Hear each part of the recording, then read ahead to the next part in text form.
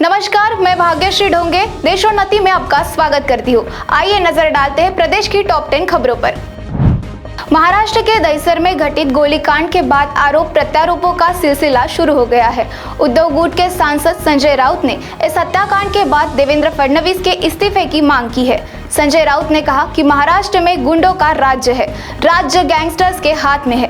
राउत ने बड़ा आरोप लगाते हुए कहा कि महाराष्ट्र के मुख्यमंत्री आए दिन गैंगस्टर से मिलते हैं और अपराधियों के मन से कानून का डर खत्म हो चुका है। इसके साथ ही संजय राउत ने राज्य में राष्ट्रपति शासन लगाने जाने की भी मांग की। राज्य के गृह मंत्री देवेंद्र फडणवीस ने कहा है कि दहिसर गोलीकांड को राज्य की कानून व्यवस्था से जोड़ना उचित नहीं है।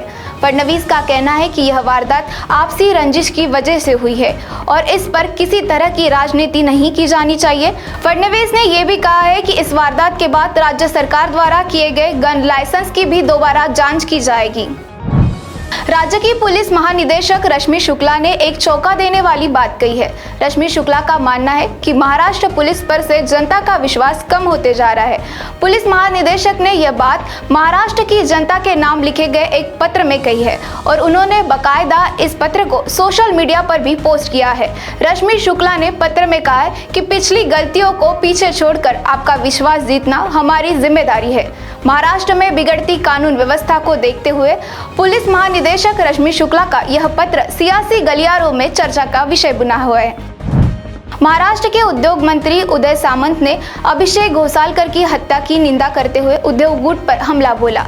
उदय सामंत ने दावा किया है कि मोरेस नोरोन्हा और उद्धव की शिवसेना के शीर्ष नेताओं के बीच गहरा संबंध था। उदय सामंत ने आरोप लगाते हुए कहा है कि इस हत्याकांड के लिए उद्धव गुट के गिरोह के बीच चल रही आपसी रंजिश जिम्मेदार है।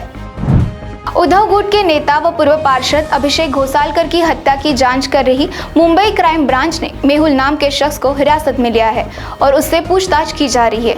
गौरतलब है कि गुरुवार रात को एक फेसबुक लाइव के दौरान मोरिस नोरोन्हा ने अभिषेक घोसालकर पर गोलियां चला दी थी। हादसे के बाद जहां मोरिस ने खुद को गोली मारकर खुदकुशी कर ली तो वही अस्पताल ले जाने के बाद अभिषेक की भी मौत हो गई। फिलहाल पुलिस ने आपसी रंजिश की वजह से वारदात होने की बात कही है और आगे की जांच जारी है। दहिसर हत्याकांड के बाद महाराष्ट्र में जारी बवाल और बयानबाजियों के बीच आज मुख्यमंत्री एकनाथ शिंदे ने अपना जन्मदिन नहीं मनाने का फैसला किया।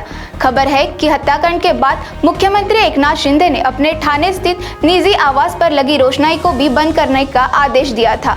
इसके ही साथ कार्यकर्ताओं और नेताओं से भी अनुरोध किया गया है कि कोई भी उनके जन्मदिन के मौके पर जश्न नहीं मनाए।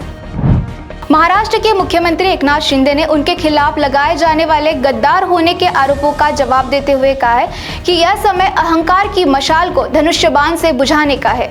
जाहिर है शिंदे का यह इशारा उद्धव गुट की ओर था। शिंदे ने यह भी कहा है कि यदि 50 विधायक और 13 सांसद गलत होते तो महाराष्ट्र की जनता उनका समर्थन नहीं करती। वरिष्ठ पत्रकार निखिल वागले के खिलाफ पुणे में एफआईआर दर्ज की गई है। निखिल वागले ने लालकृष्ण आडवाणी को भारत रत्न दिए जाने की घोषणा के बाद एक्स पर विवादित टिप्पणी की थी। मीडिया रिपोर्ट्स के मुताबिक निखिल वागले पर मारहानि के अलावा अन्य कई आरोपों के तहत मामला दर्ज किया गया है। बीजेपी नेता सुनील देवधर ने इस मामले को लेकर पत्रकार निखिल वागले के खिलाफ पुणे में विश्रामबाग पुलिस स्टेशन में एफआईआर दर्ज कराई है।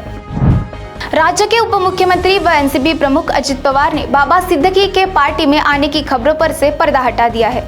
अजित पवार ने खुद इस बात का ऐलान कर दिया है कि कांग्रेस से इस्तीफा दे चुके बाबा सिद्दीकी 10 फरवरी को उनकी पार्टी में शामिल होंगे। इसके साथ ही अजित पवार ने बताया कि 11 फरवरी को कुछ और लोग भी एनसीपी में शामिल होंगे। महाराष्ट्र के उप मुख्यमंत्री देवेंद्र फडणवीस की नानुकुर के बावजूद राज ठाकरे के एनडीए में शामिल होने की अटकलें तेज हो गई है। बताया जा रहा है कि राज ठाकरे को भाजपा का बुलावा आ गया है और वे जल्द ही दिल्ली की पार्टी के वरिष्ठ नेताओं से मुलाकात कर एनडीए में शामिल हो जाएंगे। गौरतलब है कि हाल ही में राज ठाकरे ने अपनी कोर टीम के साथ फडणवीस से मुलाकात की थी और तभी से उनके एनडीए में शामिल होने की चर्चा तेज हो गई थी।